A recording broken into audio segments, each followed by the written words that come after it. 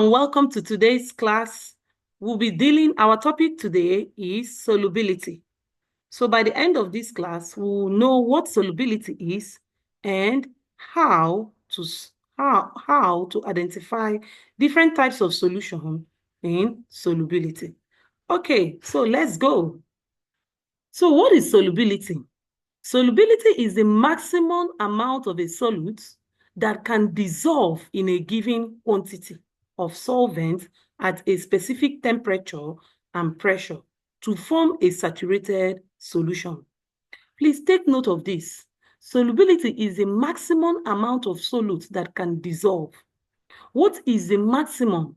What is the highest amount of solute that can dissolve in a solvent at a particular temperature and pressure to form a saturated solution? We refer to it as what? Solubility.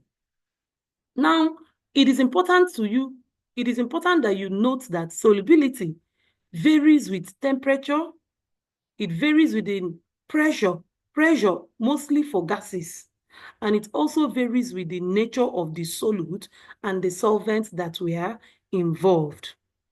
Let's look at the key terms in solubility. The first key is solute. What is a solute? Now, a solute is any substance that dissolves. Any substance that dissolves. Example, if you get a salt and put it in water, the salt is the solute. You want to make tea, you get your coffee and put it in water, the coffee is the solute. So anything that can dissolve, we refer to it as what? Solute. Okay. Then what is a solvent? A solvent is any substance in which the solute dissolves. Any substance that dissolves the solute, refer to it as solvents. Example, you get a salt and water. What is the solvent? The solvent is the water that dissolves the salt. You are making tea. What is the solvent? The solvent is the water you are using in making your tea. Let's look at saturated solution. It is a solution that cannot dissolve more solute at a given temperature and pressure. Any solution that cannot dissolve more solute at a given temperature and pressure, we refer to it as what? Saturated solution. For example, you are making tea and the quantity you are supposed to add is 2 scoops of milk to the tea. After 2 scoops of milk to the tea, if you added an extra 1 scoop of milk, you will discover that the milk will not dissolve. The last milk you added will not dissolve. You will begin to find the particles under the cup, at the bottom of the cup rather. That type of solution is now supersaturated. So saturated solution is, what amount am I going to add to this tea for it to be enough? Is simply what? 2 cubes of milk. So that 2 cubes of milk is the quantity it can absorb. And outside that, it can no longer dissolve more solute. Are we together? Then we have unsaturated solution. It is a solution that can dissolve more solute at a given temperature and pressure. Any solution that can dissolve more solute at a given temperature and pressure, we refer to it as what? Unsaturated solution. Then we look at supersaturated solution. Supersaturated solution is one containing more solute than what is normally possible at a given temperature. So if you are making tea that requires 2 scoops of milk and you added 4 scoops of milk instead of 2 scoops, at the end of the day, you will discover that there are particles of the milk found at the bottom of the tea. Now, why is it so? Because the solution has contained more than it can absorb, and now it has excess. So you say that that type of solution is what? A supersaturated solution. And this solution is usually unstable. All right. So let's move to the next. What are the factors affecting solubility? So let's look at the factors that affect solubilities. The first factor is the nature of solute and solvents. What is the type of solute you are using? And what is the type of solvent you are using? Like we always know that like dissolves like. If you are dissolving a polar solute in a polar solvent, it will dissolve faster. For example, if you are dissolving salt in water, both of them are polar, they will dissolve faster. But if you're dissolving something like oil in water, it will not dissolve faster because oil is non-polar, water is polar. So non-polar versus polar will not dissolve faster. So it depends on the nature of the solute and solvent you are using.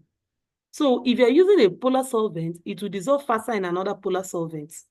And if you're using a non-polar solvent, it will dissolve faster in a non-polar solvent. Then the next one is temperature. Now, for solids that are dissolving in liquids, solubility increases with temperature. For example, if you have water, hot water, boiling, and you add your salt in it, it is going to dissolve faster.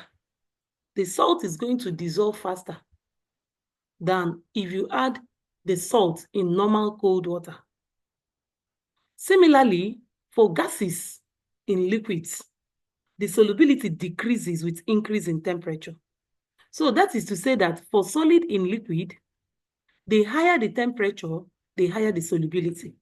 But for gases, the higher the temperature, the lower the solubility.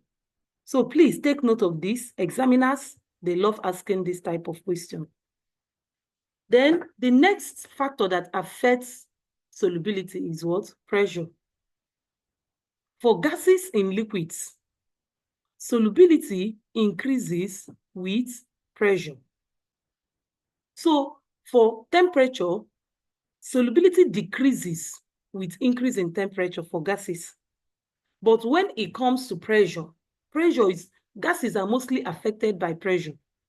So when it comes to pressure, the solubility increases with pressure. And this increase in solubility with pressure is explained by Henry's law. It simply states that the solubility of a gas in a liquid is directly proportional to the pressure of the gas above the liquid. So this is what most of these carbonated drinks you use do. Example, your Coca-Cola, your Pepsi, and the rest of them. That is exactly the law they apply while making carbonated drinks.